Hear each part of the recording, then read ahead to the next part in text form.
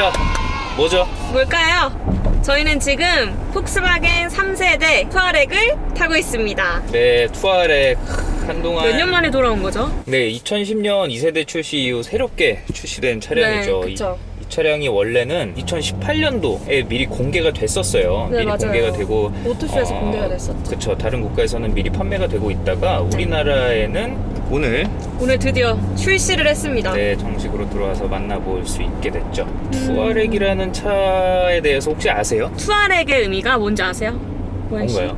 사하라 사막의 유목민족을 딴 이름이 아, 유목민의 네, 투아렉이라고 하더라고요. 그래서 그 유목민의 이름을 따서命名을 한 차군요. 네. 10년 만에 이렇게 신차를 보니까 정말 많이 달라지긴 했어요. 자, 먼저 외관 얘기부터 해볼까요? 자, 가시죠. 먼저 외관 느낌 어떠셨어요? 일단 전면부가 일체형으로 디자인이 바뀌어서 굉장히 날렵한 이미지를 보여줍니다. 1세대, 2세대 같은 경우는 약간 투박하다 그래야 되나? 그쵸. 딱 뭔가 포스가 느껴지지는 않았거든요. 근데 이번 신형 같은 경우는 라인이 직선형으로 바뀌다 보니까 네. 날렵한 이미지와 약간 좀 포스를 보여주는 듯한 이미지를 주는 것 같아요. 그쵸. 원래 1세대, 2세대 투아렉은 그 폭스바겐의 베스트셀러 SUV죠. 티구안이랑 좀 이미지가 많이 비슷해요. 맞아요. 그래서 저도 티구안인지 투아렉인지 잘 구분이 안 되더라고요. 그쵸. 신혜 씨가 오면서 투아렉은 사실 많이 보지 않은 것 같아라고 네, 그때 맞아요. 말했었는데 사실 봤을 수도 있어요. 근데 티구안인 근데 줄 알았을 수도 네, 있죠. 티구안인지 투아렉인지 구분이 잘 안 됐을 수도 있을 만큼 비슷한 이미지여서 맞아요. 가격에 비해서 음. 좀 포스가 떨어진다 이런 느낌은 있었는데 맞아요. 이 투아렉이 가까이 와야 이름도 헷갈려. 가까이 비슷하죠? 와야 그 거대한 덩치를 보고 이거 좀 뭔가 다른 차다라고 느껴졌었죠. 맞아요. 네. 그런데 이 3세대 투아렉은 확실히 확 커진 느낌. 네, 전면부 라디에이터 그릴을 헤드램프와 맞아요. 일체형으로 디자인을 했죠. 일체형으로 해서 그런지 확실히 1, 2세대와는 다른 차별화를 준 것 같습니다. 특히 전면부에서. 맞아요. 폭스바겐의 세단인 아테온도 마찬가지지만 이 차량의 라디에이터 그릴과 헤드램프가 합쳐진 디자인은 정말 어디가 그릴이고 어디가 헤드램프인지 구분이 안 될 정도예요. 맞아요. 그러니까 불이 켜지지 않으면 도대체 헤드램프가 어디까지 이어져 있는 거야? 라고 착각이 들 만큼 완전한 의미에서 일체형으로 됐다. 그래서 차를 좀 더 넓게 쫙 넓어 보이게 착시 그런 효과를 느낌을 주죠. 보여줄 수 있는 네. 일체형으로 디자인됐습니다. 후면부 혹시 보셨나요? 네, 봤는데 저는 사실 1, 2세대와 달라졌기는 했지만 네. 좀 가격 대비 디자인이 아쉽다고 생각이 든 게 전면부는 일단 너무 날카롭게 빠져서 괜찮다고 싶었는데 뒤로 갈수록 뭔가 포스가 점점 줄어드는 느낌이라 그럴까? 후면부도 약간 포스 있게 디자인을 팍 했었으면 좋겠는데 네. 테일램프 자체가 그렇게 크지 않더라고요. 그쵸. 그 전면부의 거대하고 우악스러운 그릴에서 후면부로 가면 약간은 좀 밋밋한 어떻게 맞아요. 보면 단정한 느낌이어서 아쉬움이 있는 부분이었죠. 네. 근데 후면부는 저는 오히려 이 차를 보면서 든 생각은 아우디 같았어요. 네, 오히려 이 차가 약간 이해된다. 이 차가 Q7보다 맞아, 더 Q7 Q7처럼 생겼어요. 맞아. 네. 물론 그 좋은 의미에서입니다. 그래서 폭스바겐의 그 패밀리 룩을 적용하면서도 날렵하게 보이지만 전면부에서 봤었던 그 카리스마 있는 우악스러운 SUV다운 모습은 뒷모습에서 조금 약간 좀 희석되지 떨어져요. 않았나. 맞아요. 네. 그리고 폭스바겐의 디자인 특징이죠, 사실. 직선을 주로 사용하면서 상당히 단정한 느낌. 뭔가 맞아요. 기교를 부리지 않은 그런 느낌이에요. 외관에서는 직선이 주로 사용되다 보니까 경쟁차에 비해서 수치가 그다지 이 차가 맞아요. 크지 않아요. 근데 2세대와 비교했을 때 뭐 전장이나 전폭 자체가 조금 더 커졌고 전고는 또 낮아졌는데도 불구하고 다른 경쟁 모델들이 워낙 크게 나와서 좀 작게 느껴지는 부분이 있죠. 네, 이 차량이 앞에서도 말씀드렸다시피 2018년도에 먼저 공개가 된 모델이기 네. 때문에 개발은 그전부터 진행이 됐겠죠. 그래서 최근 출시된 다른 경쟁 SUV 예를 들면 제네시스 GV80 혹은 뭐 벤츠 GL이나 BMW X5 같은 다른 수입 대형 SUV들과 비교하면 조금 크기 면에서는 밀리는 게 사실입니다. 덕분에 그 차종들은 다 3열 시트를 가지고 있죠. 네. 근데 이 차종은 3열 시트를 넣기엔 좀 차가 모자랐나 봐요. 그래서 많이 모자랐나 봐요. 네, 그래서 지금 차량은 5인승 모델만 출시가 되어 있습니다. 그리고 이 차량이 국내에 먼저 출시된 모델 총 3가지죠. V6 3.0 TDI 엔진을 얹은 일반형 모델 2가지와 또 프리미엄, 프레스티지, 네, 알라인. 알라인 모델이 있어요. 알라인 모델은 약간 스포츠 패키지와 비슷하다고 보시면 될 것 같아서 알라인 전용 그런 디자인 맞아요. 포인트들이 좀 있죠. 네. 네, 그래서 알라인은 훨씬 이 차량보다는 스포티한 그런 스포티한 느낌을 느낌을 많이 전달해줍니다. 주죠. 그래도 뭐 이 차량만 해도 특유의 단정한 이미지와 휠 디자인도 나쁘지 않고요. 휠 디자인도 그냥 보통 정도 딱 봤을 때 우와 휠 그쵸. 멋있다 네. 이런 느낌은 그런 느낌은 없지만 아니에요. 그냥 나쁘지 않네 정도? 그렇죠. 좀 QM6 휠인가? 막 약간 이런 느낌도 맞아. 들었었는데, 네, 평범합니다. 네, 평범해요. 평범함이 무기인 그런 브랜드죠, 사실상. 근데 그런 게 질리지 않아요. 아, 맞아요. 그럼 이제 한 실내를 한번 살펴볼까요? 네, 일단은 가장 눈에 띄는 거는 네, 정말 이 한 스크린 같은 모니터. 맞아요. 정말 거의 영화관에 온 느낌이에요. 정말 넓죠. 배기판이 12.3인치 그리고 인포테인먼트 모니터가 15인치입니다. 아, 정말 거대합니다. 지금 제가 운전석에 딱 앉아서 봤을 때 모니터에 뒤덮여 있다는 느낌을 받았어요. 그래서 네. 이런 두 모니터 때문에 좀 더 실내가 더 넓어 보이는 착시 효과가 있는 것 같아요. 맞아요. 와이드 비율이잖아요. 네. 그래서 좀 더 가로로 긴 비율이 차를 넓어 보이게 하는 효과가 있어요. 맞아요. 그리고 마치 연결된 듯한 이 디자인. 최근에 탔던 현대차 그랜저 같은 경우에는 네. 이 가운데 연결 부분 있잖아요. 네네. 이 연결 부분과 좀 베젤이 두껍고 유광 처리가 돼 있어요. 그래서 여기가 화면이고 여기가 베젤이야. 약간 이런 딱 알 수 경계선을 있는. 네, 경계선을 인지를 할 수가 있어서 조금 그 연결성이 연결된 없는. 디자인을 했다라는 측면에서 장점이 약간 떨어지지 않나 그런 생각이 들었는데 이 차량은 실제로는 경계가 있음에도 불구하고 정말 이어져 있는 것 같은 깔끔한 느낌. 네. 굉장히 넓고 저는 이게 너무 좋은데 네.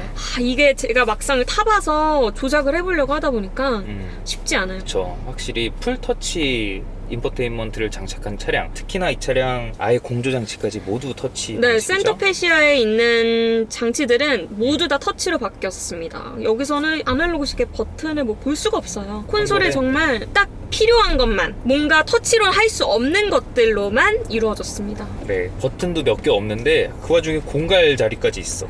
이거 그냥 다 무슨- 터치로 때려 박은 이거 거죠. 무슨 버튼이 아무튼 기능이겠죠. 이거 나중에 무슨 다른 기능이 추가될 것 같은데. 그리고 이 15인치 디스플레이는 운전자의 동작을 인식하는 센서가 있어요. 손을 이렇게 갖다 대면 알아서 여기 공조 장치가 아래 뜨고요. 그리고 그 아까 했죠. 그게 된다고요? 이런 게 돼? 이거 된다. 진짜? 여러분 보셨어요? 저희 진짜 이거 반응? 네. 어머, 저 이거 처음 해봤어요. 어머, 왜 다시 제가 뒤로, 하면 안 되죠? 뒤로. 자, 손은 붙어 있지 않습니다. 손 떨어져 있어요. 떨어져 있어요? 오. 보이시나요? 첫. 이게 천천히 해야 되네. 난 안 돼. 내가 운전자인데. 얘가 나 좋아하나 보다. 자.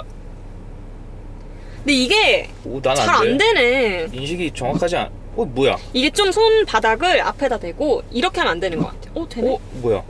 남았는데? 네, 저는 이게 되게 네. 좋은 기능이라고 생각을 했었거든요. 근데 당황스러운 막상 이렇게 제가 원시랑 해보니까 이게 편한 기능은 아닌 것 같아요. 그리고 이 풀터치 디스플레이 방식은 확실히 공조 장치를 조작할 때는 기존의 물리 방식보다 확실히 불편한 게 사실입니다. 맞아요. 그래도 다행인 부분은 역시 한국 사람이 가장 중요하게 생각하는 열선과 통풍 시트. 제일 중요하죠. 네, 통풍 시트까지 다 포함이 되어 있고 열선 스티어링 휠 물론 포함되어 있습니다. 뭐 그 밖에 이 계기판 아우디 폭스바겐이 자랑하는 이 버추얼 콕핏의 기능이 있죠.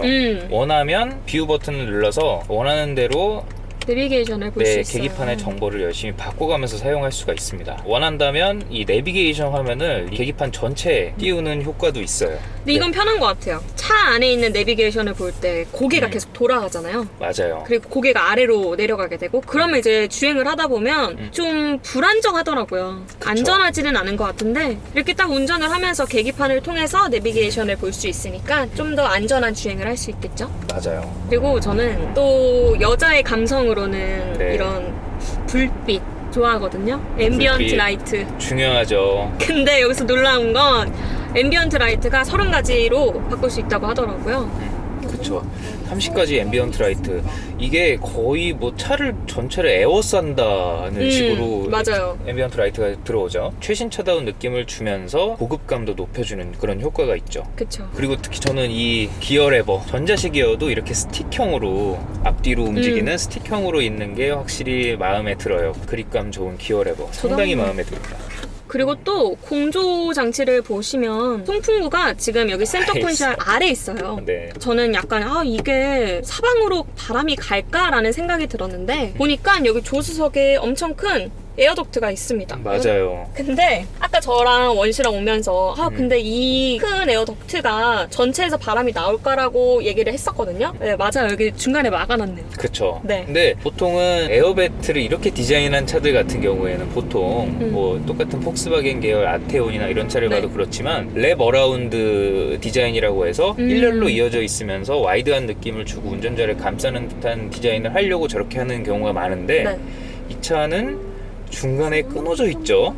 그니까요. 네. 굳이 여기까지 에어벤트를 달기 위해서 이렇게 디자인했을까 싶은 약간의 의구심도 좀 있어요. 그리고 저는 딱 이 차를 탔을 때 든 느낌은 이 소재감.